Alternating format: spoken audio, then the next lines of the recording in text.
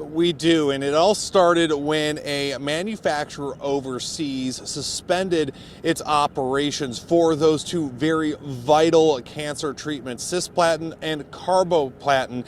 And with patients now having to alter their care, help can't come soon enough.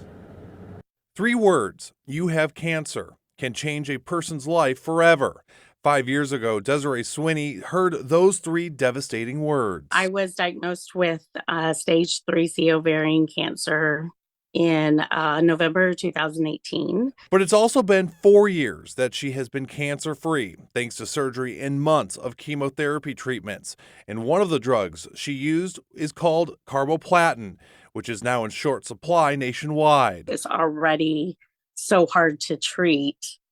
And then to not have the drugs that we know work against it is devastating. Laura Appel with the Michigan Health and Hospital Association says Michigan hospitals have been battling this shortage for weeks. Now, doctors are having to prepare themselves to have those difficult conversations with patients and caregivers, and which patients would get the life-saving treatment. I don't know if any of those conversations actually had to happen, but I know that they were under preparation, which is, of course, is extremely difficult to have to even consider. Appel says the price for cisplatin is usually about $11 per dose, but with the treatments now in short supply, prices skyrocket.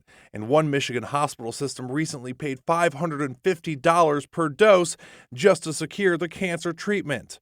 And there's no sign of letting up, even though there was hope that the shortage would end by June. The association and patients are now urging the FDA and Congress to act as soon as possible. You know, it's heart-wrenching for the clinician.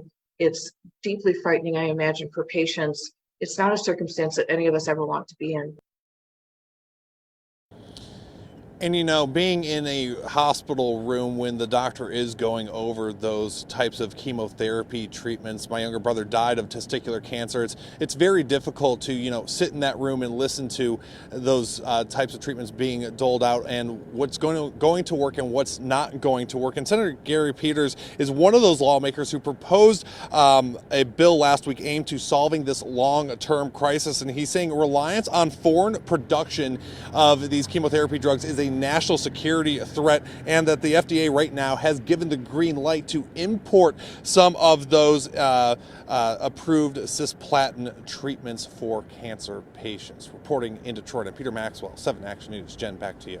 Yeah, a shortage of any drug, Peter, is difficult, but particularly for cancer. And I know, as you mentioned, that this hits close to home for you, a difficult position for doctors and for patients. Thanks for that live report.